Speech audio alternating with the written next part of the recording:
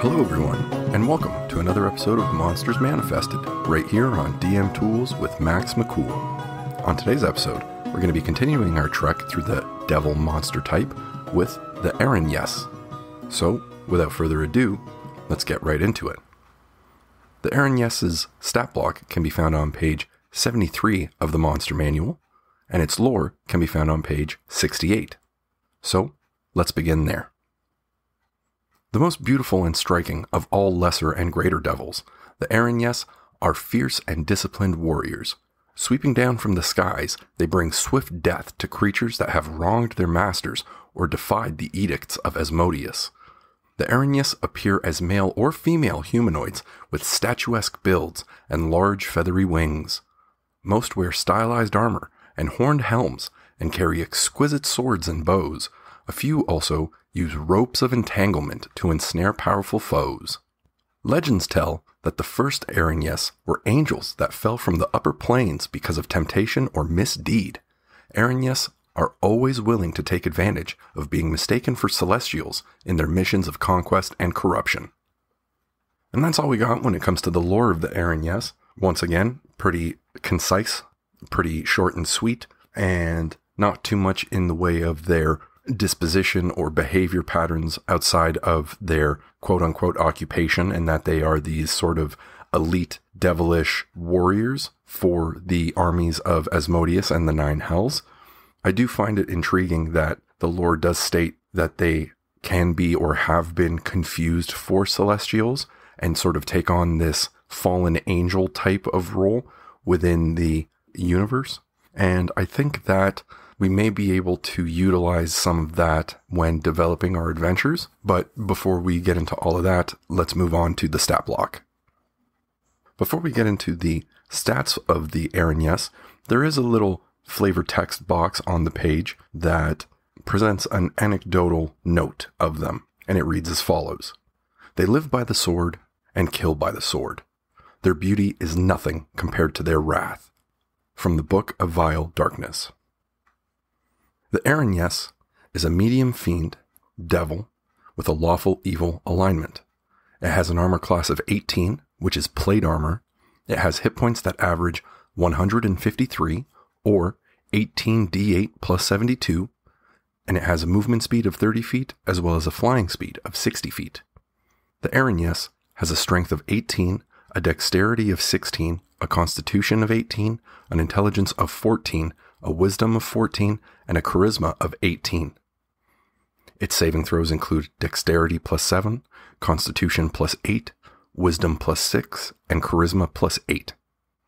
The Erinyes is resistant to the damage types of cold, bludgeoning, piercing, and slashing from non-magical weapons that are not silvered, and it is immune to the damage types of fire and poison, as well as to the poisoned condition. The Erinyes has the senses of true sight for 120 feet, as well as a passive perception of 12. It speaks the languages of infernal and telepathy for 120 feet, and is a challenge rating of 12. On to the abilities. Hellish Weapons. The Erinyes' weapon attacks are magical and deal an extra average of 13 or 3d8 poison damage on a hit, which is included in the attacks. And magic resistance.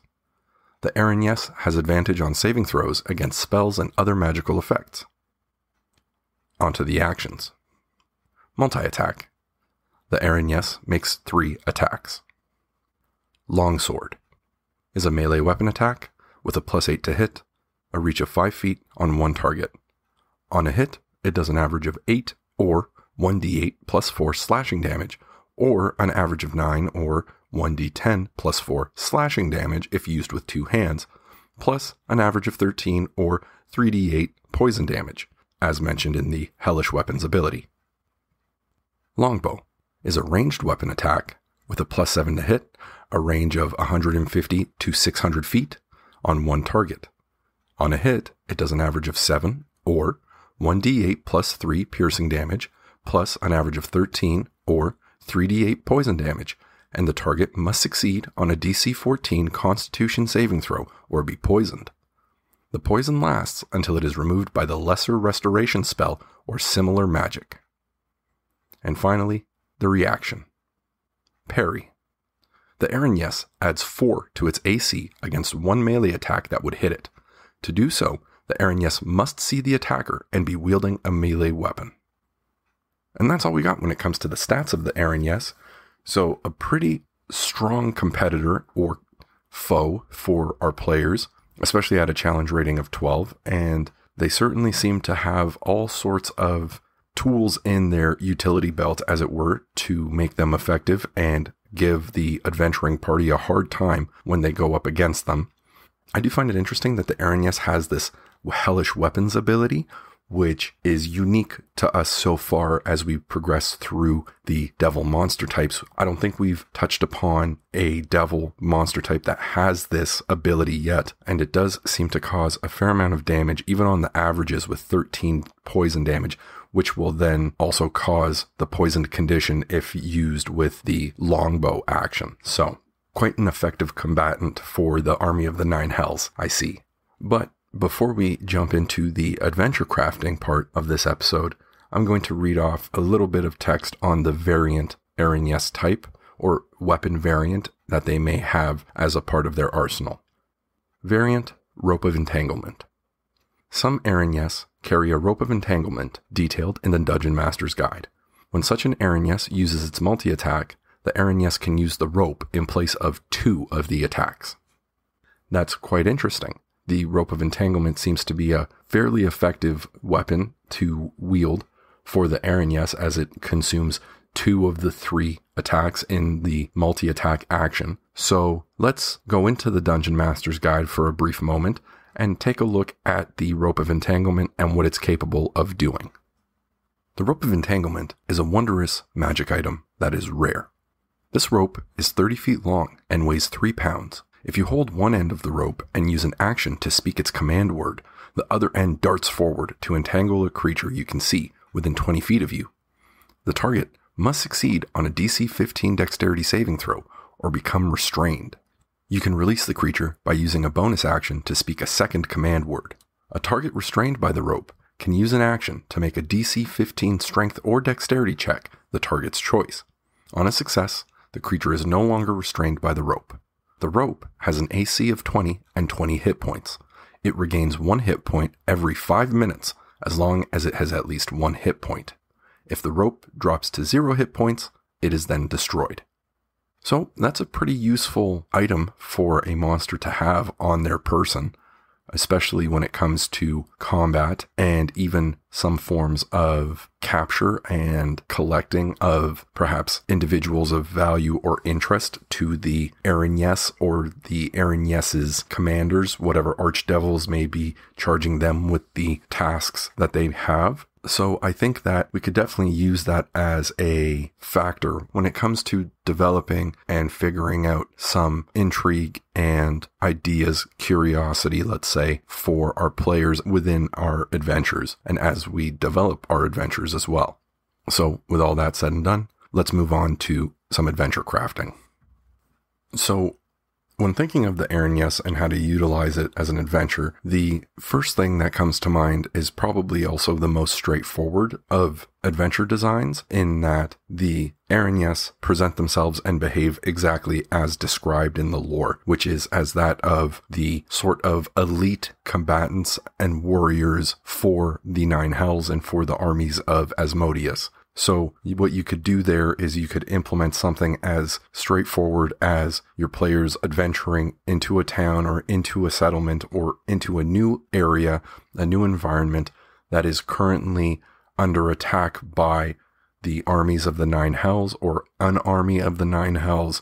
And in that, they have a band of Erinyes that are swooping down and causing all sorts of devastation and havoc. And as your players are trying to traverse this environment or this war zone and maybe get through it to the other side so they can go to their planned destination, wherever that may be, they are then confronted by an Erinyes or multiple and have to contend with them before they can proceed any further. And you could add a lot of different things to that very straightforward framework, where perhaps the players are transporting a person of interest from one location to the next, maybe from a town to another town, or perhaps this is an individual who has a mission or quest of their own to go from their place of residence to a significant place, a location of power, perhaps a location of ritual, something like that. And you could tie it in to be related to the invasion of the armies of the Nine Hells, in that perhaps this individual holds some sort of key or knowledge or item that when taken to this place of power or this location, it can generate some form of force or power, or lift a curse, or ensnare the devils with some holy magic of some form. And the party is charged with taking them from their temple, let's say, or their place of residence or place of worship to this sort of isolated remote location in order to activate or reactivate this device, for lack of a better term, which they can then use to subdue or overcome the armies of the Nine Hells. And I think that, as straightforward as that may be, it can be quite effective and interesting and fun for your players to sort of figure out how they're going to approach this scenario, especially if you take them from a town or a place that is relatively quiet and peaceful, with rumors of armies of invading devils sort of on their way over the hill type thing, to having them trek onward with this individual of importance, this NPC. It wouldn't even necessarily have to be an NPC. Perhaps they are given the item or the knowledge or whatever it is, and they're charged with the task themselves to make it to that point. And on their journey, they get to the edge of the war zone or the battlefield, or perhaps they find themselves sort of in the thick of it without realizing, and they have to contend with an Erinyes and or any other types of devils that they may encounter along the way. And you could implement an Erinyes on either side, depending on the choices that the adventuring party makes. So if the players decide that they're going to just try to charge straight through the battlefield and get from one side to the next as quickly as possible, you can have them be confronted by Erinyes, either one or many, that swoops down and encircles them and tries to attack them and stop them. Or you could have them try to take a detour or a scenic route, if you would, and they're avoiding the battlefield and trying to maybe walk through the outskirts of the forest or the woods away from all of the combat. Perhaps they're trying to take a more risky path with some dangerous terrain, perhaps over a mountainside or a ridge of some form. And the armies of the Nine Hells have Erinyes sort of flying around the sky and keeping a lookout for any would-be invaders or individuals that would try to approach this newly claimed territory in the battle that is currently taking place.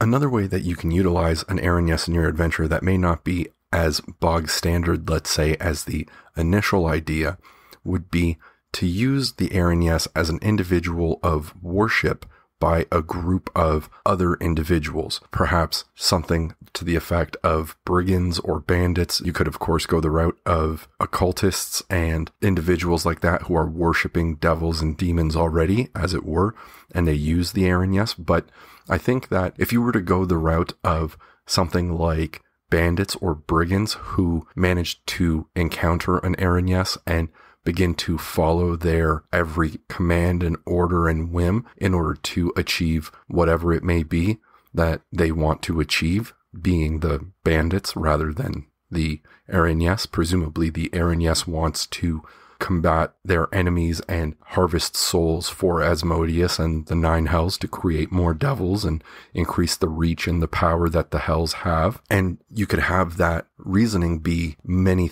different things. And that reasoning for those people could be many different things. You could have wealth, material wealth in terms of gold and treasures. You could have, once again, claim to land or invasion of territory by the brigands and or bandits through the charge of the Erinyes. And you have a sort of pillaging and raiding party that goes in and cuts down anyone who defies them or doesn't, and just because, and they get the land, they get the structures, the shops, they get the treasure that's in everyone's homes, in the banks, stuff like that, however you'd like to implement it.